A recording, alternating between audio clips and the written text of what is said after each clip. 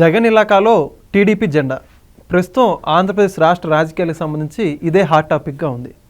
అయితే జగన్మోహన్ రెడ్డి గారి పులివెందుల్లో జెడ్పీటీసీ సీటు టీడీపీ కైవసం చేసుకోవడానికి గల కారణాలు ఏంటి? ఇదే అంశానికి సంబంధించి తెలుసుకోవడానికి మనతో ఉన్నారు సోషల్ యాక్టివిస్ట్ శ్రీలీల గారు. మేడం నమస్కారం అండి. నమస్తే అండి. జగన్మోహన్ రెడ్డి గారి సొంత మండలంలో టీడీపీ జెండా ఎగిరేసింది. ప్రజల మద్దతుతో ప్రజాస్వామ్య గెలుపుగా ఇదంతా ప్రజలందరూ కూడా చెప్పుకుంటున్నారు. అయితే దీనికి గల కారణాలు ఏంటంటారు? దీన్ని జగన్మోహన్ రెడ్డి ఏ విధంగా తీసుకునే అవకాశాలు ఉందంటారు? ఇక్కడ సార్వత్రిక ఎన్నికలు చూసాం. ఆ రోజున ఆంధ్ర రాష్ట్ర మహిళలు ఏ విధంగా ఆవేదన పడ్డారో వాళ్ళ కన్నీటి ప్రవాహంలో కొట్టుకుపోయాడు జగన్మోహన్ రెడ్డి అని. ఇక్కడ చూస్తే ఎడుగూరి సందింటి వారి ఆడపిల్ల వైఎస్ సునీతమ్మ గారి కన్నీటికి కొట్టుకుపోయాడు ఇక్కడ అని చెప్పి చెప్పచ్చు. ఎందుకంటే ఆవిడ మొన్న బహిరంగంగా రాసిన లేఖ తండ్రి మరణానికి చంపివేయబడ్డానికి గల కారణాలు, చంపేసిన వ్యక్తులు, వాళ్ళు బయట రాజుల్లాగా తిరుగుతున్నారు, మేమేమో దొంగల్లాగా దాక్కొని ప్రైవేట్ సెక్యూరిటీని పెట్టుకొని అని చెప్పేసి చాలా ఆవేదనగా ఆ లేఖ రాయటం ప్రతి ఇంటి తలుపు తట్టి చెప్పినట్లయింది. అందరూ కూడా ఏ విధంగా రియాక్ట్ అయ్యారు? 31 సంవత్సరాలుగా ఏ విధంగా అక్కడ వాళ్ళు నియోజకవర్గంలో పాతుకుపోయి కూర్చున్నారు, మరి ఎంతమందిని ఇబ్బందులు గురి చేశారు.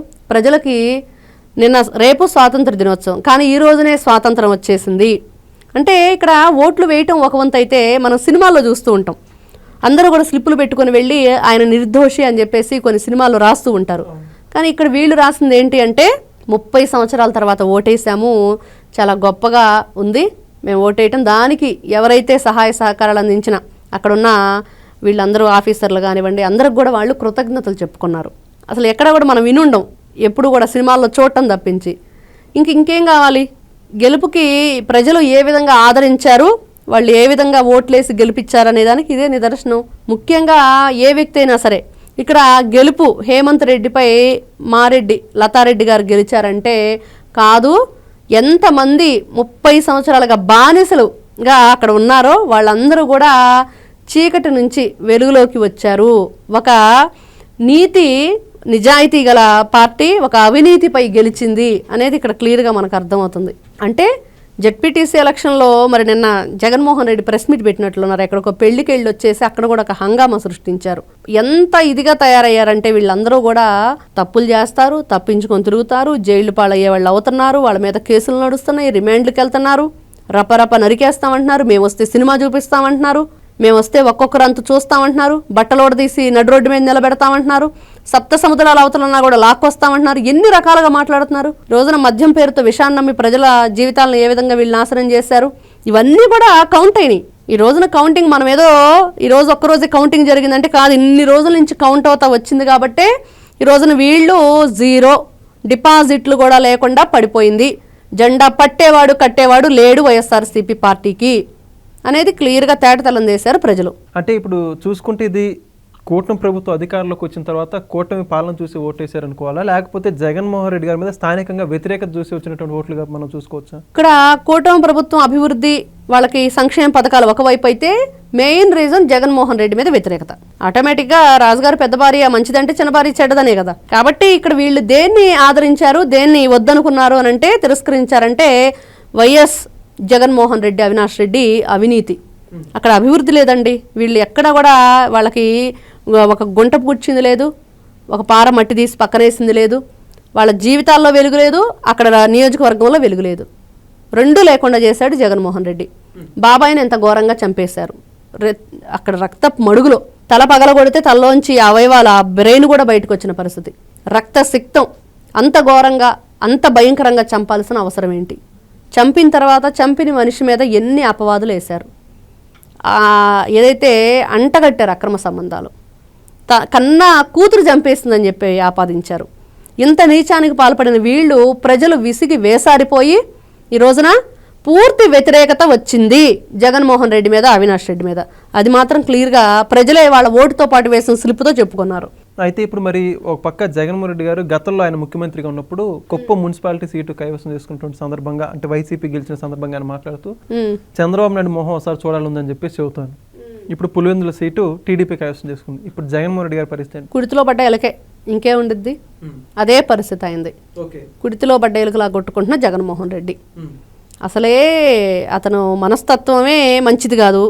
అతను ఆంధ్రప్రదేశ్ రావడానికి, హైదరాబాద్ రావడానికి తండ్రి అసలు ఎప్పుడు కూడా అతను విముఖత చూపేవాడు కాదు. ఎప్పుడు రావాలన్నా అతనికి ఇష్టం ఉండేది కాదు. అంటే అట్లాంటి వ్యక్తి ఇలాంటి పిచ్చి మాటలు మాట్లాడి, పిచ్చి ఇవన్నీ కూడా డైలాగులు వేసి ప్రజల నుంచి అతను ఏ విధంగా దూరం అయ్యాడో చూసాము.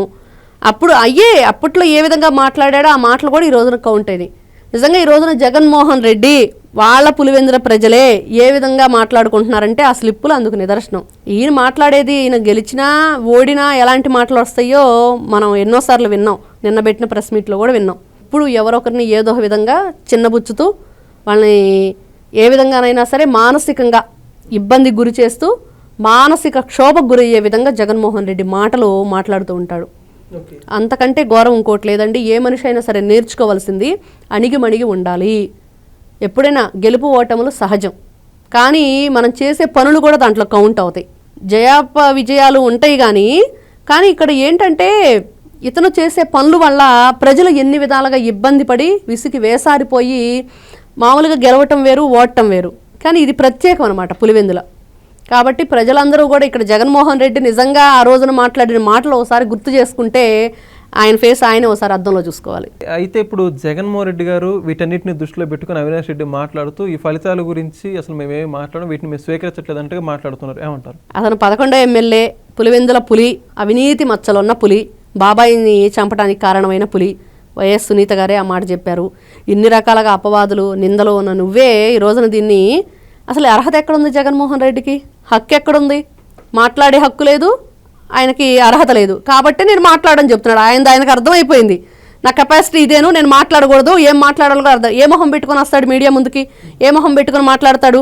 సార్వత్రిక ఎన్నికల్లోనే 11 వచ్చినాయని చెప్పి అసెంబ్లీకి పోకుండా, నీ నియోజకవర్గ ప్రజల గురించి నువ్వు మాట్లాడకుండా, నీ నియోజకవర్గ ప్రజలు మంచి చెడ్డలు నువ్వు చూసుకోకుండా, గెలిస్తే ఏంటి ఓడితే ఏంటి? ఈ రోజున చూస్తున్నామండి, దర్శిలో లక్ష్మి, గొట్టిపాటి లక్ష్మి గారు, మరి ఆవిడ ఎక్కడో ఇతర దేశాల నుంచి వచ్చింది, ఎన్ఆర్ఐ, ఒక డాక్టరు. మరి ఆవిడ గొప్పగా ఈ రోజున ఓడిపోయినా కూడా ప్రజల్లో ఏ విధంగా ఉన్నారు? ఇక్కడ కావాల్సింది ఏంటి? నీకు ప్రజల క్షేమాలు చూసుకోవటం, వాళ్ళ క్షేమంగా చూసుకోవటం నీకు కావాలి. ఇవన్నీ దేనికి? ఇట్లాంటి వ్యక్తులు ఇలానే మాట్లాడతారు. ఈ రోజున చూస్తే ఇతను మాట్లాడే ఇది లేకపోవటానికి, ఇతను చేసే పనులు ఇవన్నీ కూడా అతనికి తెలుసు కాబట్టే ఇతను ప్రెస్ మీట్ పెట్టడు, దాన్ని ఎలక్షన్గా భావించడు. ఇతనికి అపజయం పాలయ్యన్న విషయాన్ని అతను అస్సలు జీర్ణించుకోలేడు. ముఖ్యంగా జగన్మోహన్ రెడ్డికి అసలు డైజెస్ట్ అవ్వదన్నమాట ఈ విషయం. కాబట్టి ఎలా రియాక్ట్ అవ్వాలో అర్థం కాక పాపం తలుపేసుకొని ఇంట్లో కూర్చున్నాడు ప్యాలెస్లో. నమస్తే.